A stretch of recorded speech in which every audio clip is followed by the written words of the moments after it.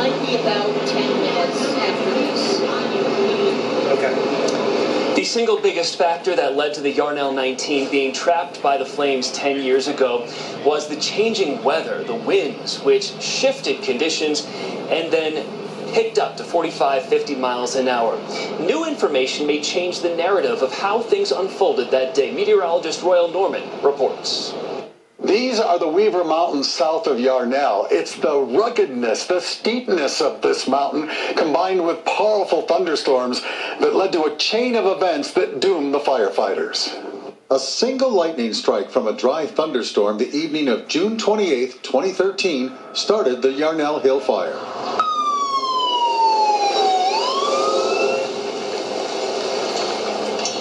Ridgeline just went up like a mother. 2 days later, on June 30th, 2013, early season monsoon storms developed as expected along western areas of the Mogollon Rim and dropped to the southwest. Still, though, hours away from any potential impact at the Yarnell Hill Fire. The sounding structure was perfect microburst. Mike Kaplan is a weather researcher and professor emeritus at Desert Climate Institute. He's studied the Yarnell fire for nearly a decade. The really perplexing part of this is how do 19 experienced firefighters die? Any type of fire. And then when I went down and looked at the terrain, I started to see all sorts of possibilities for complexity. We're just trying to hold to that trail all the way out. We're just trying to make a block for town. That complexity is why Kaplan's research group has been developing high-resolution weather models to better understand the complicated fire weather at Yarnell. This is the actual Doppler radar from June 30th, 2013 from the National Weather Service in Flagstaff. The outflow is circled in orange. That's the outflow that began turning the fire toward Yarnell. Supporting thunderstorms are shown just behind the outflow. This is the outflow boundary, the density wave, as it moves southwest down out of the Bradshaw Mountains in the Prescott area. The fire at the same time was moving into Peoples Valley, but the outflow, with winds up to 50 miles an hour, turned the fire right back toward Yarnell.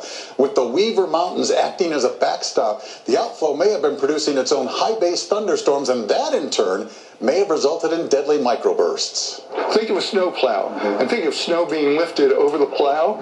Well, that's what the front rear jet is. And then when that moved over the density current, it lifted the air in the middle and upper atmosphere and produced this high base thunderstorm that led to at least one, if not multiple, microbursts. Don't transition towards the fire until you get him in sight. The outflow reached the fire at about 4 p.m., 30 to 40 minutes before the crew was overrun. Kaplan says once the initial outflow passed, it's plausible the hotshots perceived the worst wind threat was over. They probably felt, we've got the main signal nailed, we survived it, we know where to go. But the post-density current circulations were maintaining the surge in that fire. The Granite Mountain hotshots got within 600 yards of their safety zone. There, a wave of fire more than 40 feet tall and only 200 yards away cut them off. The firefighters desperately attempted to burn out a deployment site and get under their shelters. But the wind-whipped flames overran that site in only 2 minutes. 10 years later, the research on Yarnell Hill wildfire and other deadly wildfires continues. The goal, scientists say, is to make it safer for the first responders who, time and time again, as you know, Jared, face these wildfires head on. Yeah, that's why it's so important to continue this research, Royal. So part of the story is that the area was locked in a drought.